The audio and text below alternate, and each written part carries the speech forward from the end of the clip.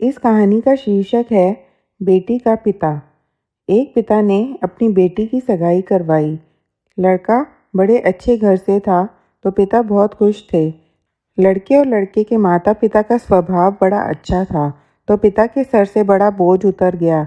एक दिन शादी से पहले लड़के वालों ने लड़की के पिता को खाने पे बुलाया। पिता की तबीयत ठीक नहीं थी, फिर भी वह ना न कह सके। लड़के वालों ने बड़े ही आदर सत्कार से उनका स्वागत किया। फिर लड़की के पिता के लिए चाय आई।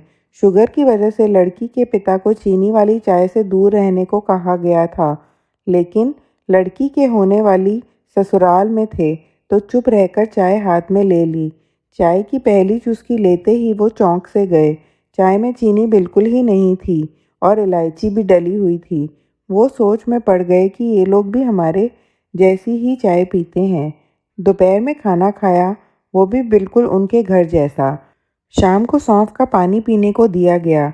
वहाँ से विदा लेते समय उनसे रहा नहीं गया तो पूछ बैठे, मुझे क्या खाना है, क्या पीना है, मेरी सेहत के लिए क्या अच्छा है, ये आपको कैसे पता है? तो सास ने कहा कि कल रात को ही आपकी बेटी का फ़ोन आ गया था और उसने कहा कि मेरे पापा स्वभाव में बड़े सरल हैं, बोलेंगे कुछ नहीं। प्लीज़ अगर हो सके तो आप उनका ध्यान रखिएगा। पिता की आंखों में वहीं पानी आ गया।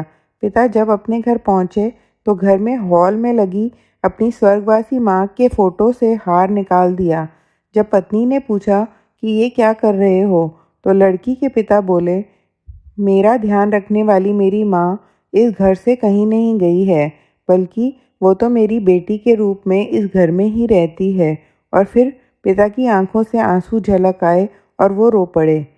दोस्तों, दुनिया में सब कहते हैं ना कि बेटी है एक दिन इस घर को छोड़कर चली जाएगी, मगर मैं दुनिया के सभी माँ बाप से ये कहना चाहता हूँ कि बेटी कभी भी अपने माँ बाप के घर से नहीं जाती, बल्कि वो हमेशा उनके दिल में रहती है।